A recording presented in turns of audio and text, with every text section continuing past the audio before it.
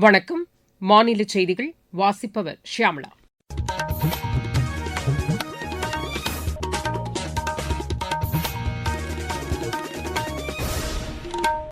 தலைப்புச் செய்திகள். ஜனநாயக அமைப்புகளை வலுப்படுத்துவதில் வெளிப்படைத்தன்மை மற்றும் நேர்மை முக்கிய பங்கு வகிப்பதாக குடியரசுத் தலைவர் திருமதி திரௌபதி முர்மு கூறியுள்ளார். உள்நாட்டிலேயே பாதுகாப்பு தளவாடங்களை உற்பத்தி செய்வதற்கு ஊக்கமளிக்கப்பட்டு வருவதாக மத்திய அரசு தெரிவித்துள்ளது. தமிழகத்தில் நீதிமன்ற வளாகத்திலேயே பாதுகாப்பற்ற சூழல் நிலவுவதாக பிஜேபி குற்றம் சாட்டியுள்ளது. வங்கக்கடலில் குறைந்த காற்றழுத்த தாழ்வுப் பகுதி உருவாகியுள்ளதாக வானிலை ஆய்வு மையம் கூறியுள்ளது. குளிர்கால ஒலிம்பிக் போட்டிகளின் பனிச்சறுக்கு பிரிவில் இந்தியாவின் ஆரிஃப் கான் இரண்டாவது சுற்றுக்கு முன்னேறியுள்ளார். இனி விரிவான செய்திகள். ஜனநாயக அமைப்புகளை வலுப்படுத்துவதில் வெளிப்படைத்தன்மை மற்றும் நேர்மை முக்கிய பங்கு வகிப்பதாக குடியரசுத் தலைவர் திருமதி திரௌபதி முர்மு கூறியுள்ளார். இந்திய கணக்கு மற்றும் தணிக்கை சேவை உள்ளிட்ட பல்வேறு சேவை பயிற்சி அதிகாரிகளிடையே இன்று புதுதில்லியில் கலந்துரையாடுகையில் அவர் இவ்வாறு கூறினார். முதலீடுகளை ஈர்ப்பதிலும் புதிய வேலைவாய்ப்புகளை உருவாக்குவதிலும் இந்திய வர்த்தக சேவை அதிகாரிகள் முக்கிய பங்கு வகிப்பதாகவும் குடியரசுத் தலைவர் தெரிவித்தார். உள்நாட்டிலேயே பாதுகாப்பு தளவாடங்களை உற்பத்தி செய்வதற்கு மத்திய அரசு ஊக்கமளித்து வருவதாக பாதுகாப்புத்துறை அமைச்சர் திரு ராஜ்நாத் சிங் கூறியுள்ளார். இன்று பெங்களூருவில் பாதுகாப்பு ஆராய்ச்சி மற்றும் மேம்பாட்டு நிறுவனத்தின் திட்டங்கள் குறித்து அதிகாரிகள் மற்றும் விஞ்ஞானிகளுடன் கலந்துரையாடுகையில் அவர் இவ்வாறு தெரிவித்தார். ஆபரேஷன் சிந்தூரின் வெற்றியில் உள்நாட்டு பாதுகாப்பு தளவாடங்களின் பயன்பாடு முக்கிய பங்கு வகித்ததை அவர் சுட்டிக்காட்டினார்.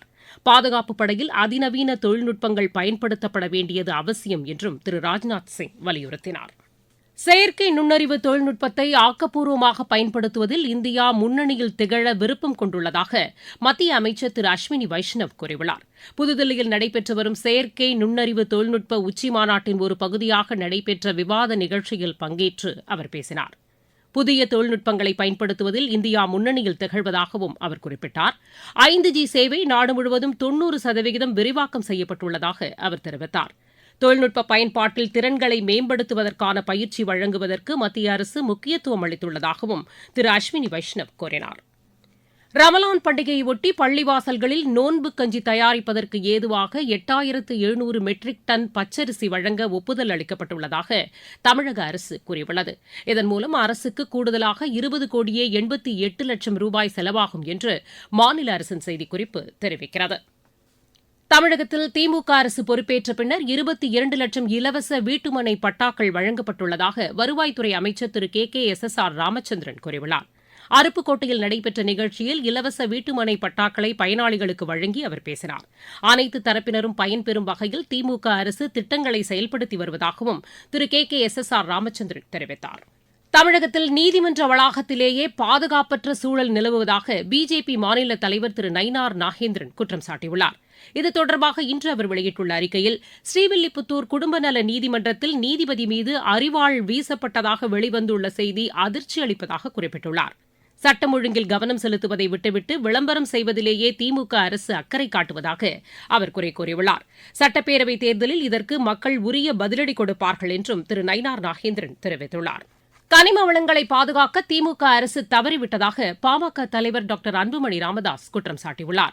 இது தொடர்பாக இன்று அவர் வெளியிட்டுள்ள அறிக்கையில், சேலம், ராணிப்பேட்டை உள்ளிட்ட 6 மாவட்டங்களில் 50 கருங்கல் குவாரிகளை புதிதாக திறக்க திமுக அரசு அவசரமாக ஒப்பந்த புள்ளிகளை கோரியுள்ளதாக குறிப்பிட்டுள்ளார்.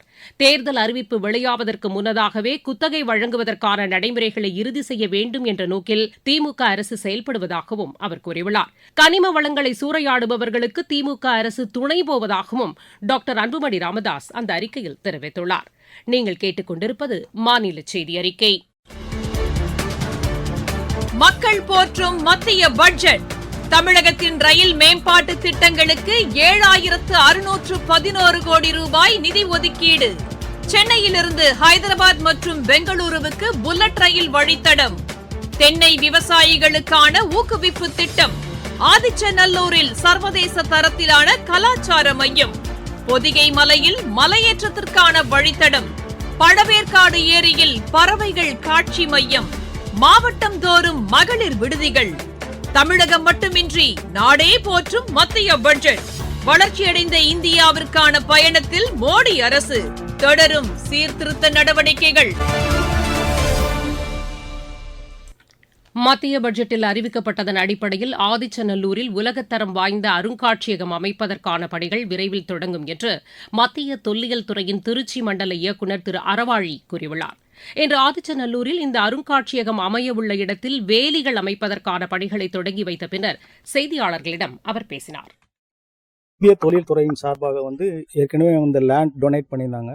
ஆக்சுவலி இதில் தான் இந்த இடத்த ஃபர்ஸ்ட் ஒரு ஃபென்சிங் பண்ணி இதை ஸ்ட்ரென்தன் பண்ணிக்கிறோம். அது செக்யூரிட்டி இதெல்லாம் பார்க்கறதுக்காக ஒரு ஃபென்ஸ் பண்ணிக்கிறோம். அது மட்டும் இல்லாமல் சைட்டில் ஒரு ப்ரொடெக்டிவ் ஷெல்டர், சி சைட்னு சொல்கிறாங்கல்ல, அதில் ஒரு மேலே ஒரு ப்ரொடெக்டிவ் ஷெல்டர் போடலான்ட்டு ஒரு 10 to 15 டேஸில் அதை ஸ்டார்ட் பண்ணிவிடுவோம். அதோட மெயின் இது என்னன்னு வச்சிங்களா, இப்போ அந்த சைட்டை டெவலப் பண்ணணும். சைட்டையும் இப்போ நம்ம இங்கே மியூசியம் பில்டிங் கட்டினா கூட அந்த சைட்டை ஒரு டெவலப் பண்ணணும். சைட்டை யாருமே பார்த்தாலும் ஒன்றும் தெரியல. இப்போ நாங்கள் பண்ண ஷெல்டருக்கு அப்புறம் தான் இப்போ நிறைய பேர் ஷெல்டர் பண்ணுறாங்க. அதே மாதிரி இன்னொரு ஷெல்டர், அதே மாதிரி நாங்கள் ப்ரொடெக்டிவ் ஷெல்டர், அந்த இன்சிட்டு டிஸ்பிளேன்னு சொல்லுவோம். அதாவது இருக்கிறத அப்படியே காட்டுற மாதிரி ஒரு டிஸ்பிளே பண்ணணுங்கிறதுக்காக பண்ணியிருக்கோம். அதை இன்னும் இதில் நிறைய இன்டர்பிரேஷன் சென்டர் மாதிரிலாம் கொண்டு வரலான்னு வச்சு. தமிழகத்தில் கடந்த 15 தினங்களில் மட்டும் திமுக அரசு 5000 ஒப்பந்த புள்ளிகளை கோரியுள்ளது கண்டனத்திற்குரியது என்று அமமுக பொதுச் செயலாளர் திரு டிடிவி தினகரன் கூறியுள்ளார். இது தொடர்பாக இன்று அவர் வெளியிட்டுள்ள அறிக்கையில் 50க்கும் அதிகமான கல்குவாரிகளுக்கான ஏலமும் அவசர கதியில் நாளிதழில் வெளியாகியுள்ளதை சுட்டிக்காட்டியுள்ளார். தமிழக அரசியல் வரலாற்றில் இதுவரை இல்லாத அளவிற்கு திமுக அரசு இந்த நடவடிக்கையை மேற்கொண்டுள்ளதாகவும் திரு டிடிவி தினகரன் அந்த அறிக்கையில் குற்றம் சாட்டியுள்ளார். டாஸ்மாக் பணியாளர்களின் போராட்டத்திற்கு தீர்வு காண முதலமைச்சர் திரு மு க ஸ்டாலின் நேரடியாக தலையிட வேண்டும் என்று இந்திய கம்யூனிஸ்ட் கட்சியின் மாநில செயலாளர் திரு வீரபாண்டியன் வலியுறுத்தியுள்ளார். இது தொடர்பாக இன்று அவர் வெளியிட்டுள்ள அறிக்கையில் பணி நிரந்தரம், காலமுறை ஊதியம், ஓய்வூதியம் உள்ளிட்ட நியாயமான கோரிக்கைகளை முன்வைத்து அவர்கள் போராடி வருவதாக குறிப்பிட்டுள்ளார். காங்கிரஸ், மார்க்சிஸ்ட் கம்யூனிஸ்ட், விடுதலை சிறுத்தைகள் ஆகிய கட்சிகள் சார்பில் கூட்டாக இக்கோரிக்கை விடுக்கப்பட்டுள்ளதாகவும் திரு வீரபாண்டியன் அந்த அறிக்கையில் தெரிவித்துள்ளார். வங்கக்கடல் பகுதியில் குறைந்த காற்றழுத்த தாழ்வு பகுதி உருவாகியுள்ளதாக தென்மண்டல வானிலை ஆய்வு மைய இயக்குநர் டாக்டர் VR துரை கூறியுள்ளார். எமது செய்தியாளரிடம் பேசுகையில் அவர் இவ்வாறு கூறினார்.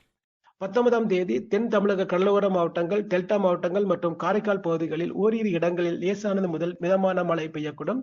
இதர தமிழகம் மற்றும் புதுவையில் வறண்ட வானிலை நிலவக்கூடும். அடுத்த 2 நாட்களுக்கு வட தமிழக மாவட்டங்களில் ஓரிரு இடங்களில் அதிகாலை வேளையில் லேசான பனிமூட்டம் காணப்படும். மீனவர்களுக்கான எச்சரிக்கை: வரும் 19 மற்றும் 20ஆம் தேதிகளில் மன்னார் வளைகுடா மற்றும் அதனை ஒட்டிய தென் தமிழக கடலோர பகுதிகள், குமரிக்கடல் பகுதிகளில் சூறாவளி காற்று மணிக்கு 35 முதல் 45 கிலோமீட்டர் வேகத்திலும் இடையிடையே 55 கிலோமீட்டர் வேகத்திலும் வீசக்கூடும். மேற்குறிப்பிட்ட மீனவர்கள் இப்பகுதிகளுக்கு செல்ல வேண்டாம் என்று அறிவுறுத்தப்படுகிறார்கள். மாவட்டச் செய்திகள். காஞ்சிபுரம் மாவட்டத்தில் இஸ்லாமிய பெண்களுக்கான நலத்திட்ட உதவிகளை ஆட்சியர் திருமதி கலைச்செல்வி மோகன் இன்று வழங்கினார். நாமக்கல் மாவட்டத்தில் மாநில அரசின் நலத்திட்ட உதவிகளை ஆட்சியர் திருமதி துர்காமூர்த்தி இன்று பயனாளிகளுக்கு வழங்கினார். தருமபுரி மாவட்டம் நாகாவதி நீர்த்தேக்கத்திலிருந்து பாசனத்திற்காக இன்று முதல் தண்ணீர் திறந்துவிடப்பட்டுள்ளது. திருப்பத்தூர் மாவட்டம் சின்னப்பள்ளிக்குப்பத்தில் உள்ள இலங்கை தமிழர் மறுவாழ்வு மையங்களில் வசிப்பவர்களுக்கு புதிதாக கட்டப்பட்டுள்ள 88 வீடுகளின் சாவிகளை ஆட்சியர் திருமதி சிவசவுந்தரவல்லி பயனாளிகளுக்கு இன்று வழங்கினார். கடலூர் மாவட்டத்தில் போதைப்பொருள் புழக்கத்திற்கு எதிரான விழிப்புணர்வு வாகனத்தின் சேவையை ஆட்சியர் திரு சிபி ஆதித்ய செந்தில்குமார் இன்று தொடங்கி வைத்தார். தேனி மாவட்டத்தில் போதைப்பொருள் விற்பனையில் ஈடுபட முயன்ற 3 பேரை காவல்துறையினர் கைது செய்தனர். கடலூர் மாவட்டம் திட்டக்குடி அருகே இன்று நேரிட்ட சாலை விபத்தில் 3 பேர் உயிரிழந்தனர். சென்னை ராமேஸ்வரம் இடையேயான சேது எக்ஸ்பிரஸ் விரைவு ரயில் வரும் 20ஆம் தேதி தொடங்கி ஏப்ரல் மாதம் 6ஆம் தேதி வரை தாம்பரத்திலிருந்து புறப்படும் என்று அறிவிக்கப்பட்டுள்ளது. விளையாட்டுச் செய்திகள். குளிர்கால ஒலிம்பிக் போட்டிகளின் பனிச்சறுக்கு பிரிவில் இந்தியாவின் ஆரிஃப் கான் 2வது சுற்றுக்கு முன்னேறியுள்ளார். இத்தாலியின் மிலானோ கார்டினாவில் நடைபெற்று வரும் இப்போட்டியின் முதல் சுற்றில் 44வது இடத்தை பிடித்து அவர் 2வது சுற்றுக்கு முன்னேறினார். தில்லி ஓபன் டென்னிஸ் போட்டியில் இந்தியாவின் மணீஷ் சுரேஷ்குமார் பிரதான சுற்றுக்கு முன்னேறியுள்ளார். ஆடவர் ஒற்றையர் பிரிவு தகுதிச் சுற்று ஆட்டத்தில் அவர் 6-3, 7-5 என்ற செட் கணக்கில் கொரியாவின் உய்சுங் பார்க்கை வென்றார். பெங்களூரு சர்வதேச டென்னிஸ் போட்டியில் இந்தியாவின் வைதேகி சௌத்ரி பிரதான சுற்றுக்கு முன்னேறியுள்ளார். மீண்டும் தலைப்புச் செய்திகள். ஜனநாயக அமைப்புகளை வலுப்படுத்துவதில் வெளிப்படைத்தன்மை மற்றும் நேர்மை முக்கிய பங்கு வகிப்பதாக குடியரசுத் தலைவர் திருமதி திரௌபதி முர்மு கூறியுள்ளார். உள்நாட்டிலேயே பாதுகாப்பு தளவாடங்களை உற்பத்தி செய்வதற்கு ஊக்கமளிக்கப்பட்டு வருவதாக மத்திய அரசு தெரிவித்துள்ளது. தமிழகத்தில் நீதிமன்ற வளாகத்திலேயே பாதுகாப்பற்ற சூழல் நிலவுவதாக பிஜேபி குற்றம் சாட்டியுள்ளது. வங்கக்கடலில் குறைந்த காற்றழுத்த தாழ்வு பகுதி உருவாகியுள்ளதாக வானிலை ஆய்வு மையம் கூறியுள்ளது. குளிர்கால ஒலிம்பிக் போட்டிகளின் பனிச்சறுக்கு பிரிவில் இந்தியாவின் ஆரிஃப் கான் 2வது சுற்றுக்கு முன்னேறியுள்ளார். செய்தி அறிக்கை நிறைவு பெற்றது.